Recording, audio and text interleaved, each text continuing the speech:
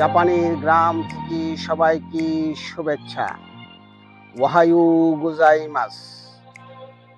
এই শুভ সকালে জলমলে আলোতে প্রকৃতির সান্নিধ্য থেকে একটি সুন্দর বিষয় শেয়ার করতে চাই। সেটা হলো সুকর্ম, সৎকর্ম, নিষ্কাম কর্ম। ভারতীয় দর্শনে সৎকর্মকে বলা হয় নিষ্কাম কর্ম।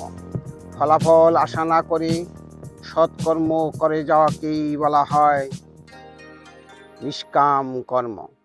আমরা প্রতিটি মানুষ প্রতিদিন প্রতি মুহূর্তে আমরা কর্ম করে যাই।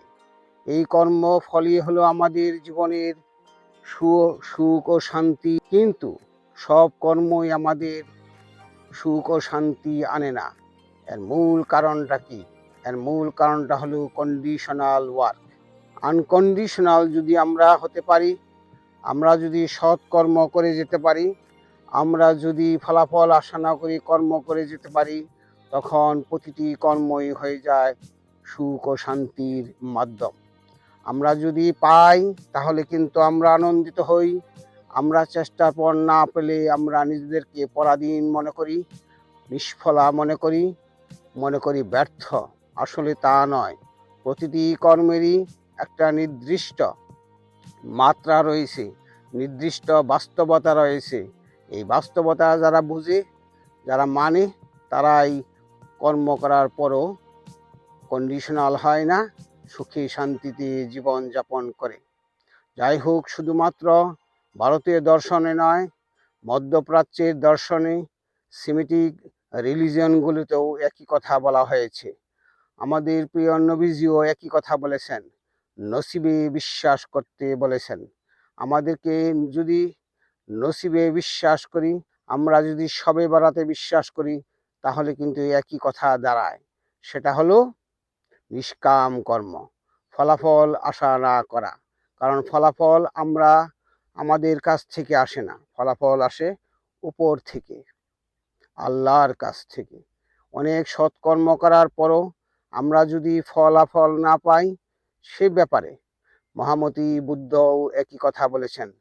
তিনি বলেছেন যে চেষ্টা করার পর কোনো কিছু যদি না হয়, তাহলে তুমি কষ্ট পেও না, ভেবে নিও সেটাই বাস্তবতা।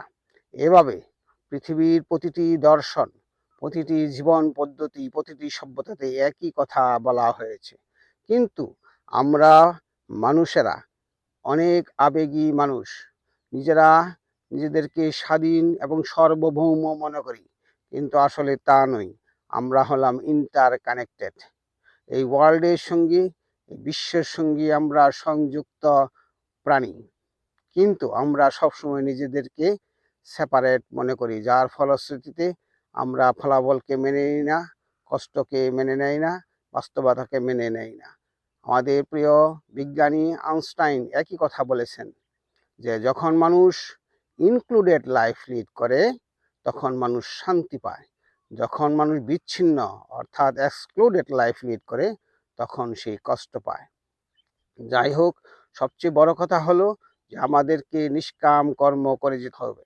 যখন আপনি নিষ্কাম কর্ম করবেন, তখন সমস্ত কিছুতেই মিনিং খুঁজে পাবেন। আর যখন নিষ্কাম না কর্ম করে শুধুমাত্র স্বার্থপরতার দৃষ্টিতে এবং আত্মকেন্দ্রিকভাবে খ্যাতি, অর্থ, প্রতিপত্তি পাওয়ার উদ্দেশ্যে কোনো কাজ করবেন, তখন সেই কাজটা যদি হয় তাহলে তো আপনি আনন্দিত হবেন। যদি না হয়, তখন আপনার মন, আপনার বাস্তবতা, আপনার চারদিক, আপনার সম্পর্কগুলো অভিযোগে বেড়ে যাবে, অবজেকশনে ভরে যাবে, কন্ডিশনে ভরে যাবে। ফলত যে মানুষটা সৎ কর্ম করে, সেই মানুষটা কিন্তু সাত্ত্বিক অর্থাৎ মুমিন বান্দা, ইনলাইটেড পারসন এবং আলোকিত মানুষ, সুশীল মানুষ হয়। আর যে মানুষটা কন্ডিশনাল কাজ করে, শুধুমাত্র নিজের লাভের জন্য, নিজের স্বার্থকে উদ্ধার করার জন্য সমস্ত প্রকার আয়োজন করে, সে কিন্তু রাজস্বিক, যেটাকে ইসলামের ভাষায় বলা হয় এক অর্থে মুনাফেক। সে নিজের লাভের জন্য সে মুখে ধর্মের কথা বলে, কিন্তু অন্তরে অধর্ম থাকে, সবসময় নিজের লাভের দিকেই দৃষ্টিপাত করে। সে উপরে উপরে ধর্মের লেবাস পরা থাকলেও আসলে অন্তরটা তার অধর্মে ভর্তি। আরেকটা আছে একেবারেই মানে মন্দ মানুষ, যাকে বলা হয় তামসিক, তমসার অন্ধকারে আচ্ছন্ন থাকা, একে বলা হয় মুশরিক। যাই হোক, আমি এইসব বিষয় নিয়ে ধর্মীয়ভাবে বলছি না। ধর্মের কথা তো আসলে আমাদের জীবনের কথা। কারণ ধর্ম হলো দর্শন এবং বিজ্ঞানের প্রারম্ভিক রূপ। সেই জন্য আমি বিজ্ঞান ধর্মে কথা মাঝে মাঝে বলি। কিন্তু অবশ্যই আমাদেরকে ধর্ম পালন করতে হবে হৃদয় দিয়ে। আমাদের ধর্ম পালন করতে হবে ইন্টেলিজেন্স অর্থাৎ মাথা দিয়ে, আবেগ দিয়ে না। কিন্তু পৃথিবীর অধিকাংশ মানুষ আবেগ দিয়ে ধর্ম পালন করে, যার জন্য ধর্মের যে নির্যাস, ধর্মের যে সুপথ, ধর্মের যে আনন্দ, ধর্ম পালনের যে লাভটা সেটা মানুষ পায় না। আর একটা জিনিস যদি পালন করেন তাহলেই নিষ্কাম কর্ম করার সহজ হয়ে যায়।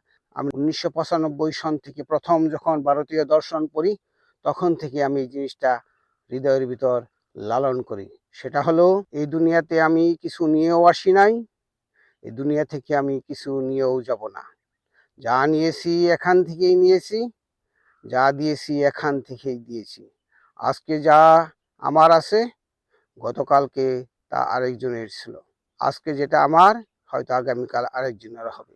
এই যে দেয়া নেয়ার খেলা, এটাই হলো সৃষ্টির লীলা, এটাই হলো ঈশ্বরের খেলা, ঈশ্বরের ভালোবাসা। দেয়া নেয়ার খেলাকে ঈশ্বরের কাজ হিসাবে ধরে নেই, তাহলে আমরা আসলেই ইনক্লুডেড লাইফ লিড করব, আনকন্ডিশনাল লাইফ লিড করব। আমরা তখন নন জাজমেন্টাল লাইফ লিড করব।